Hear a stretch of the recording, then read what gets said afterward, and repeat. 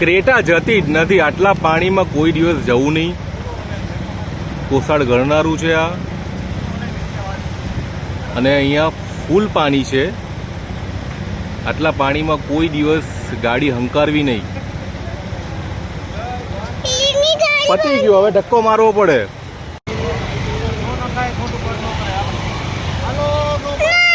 નથી જતા દીકરા.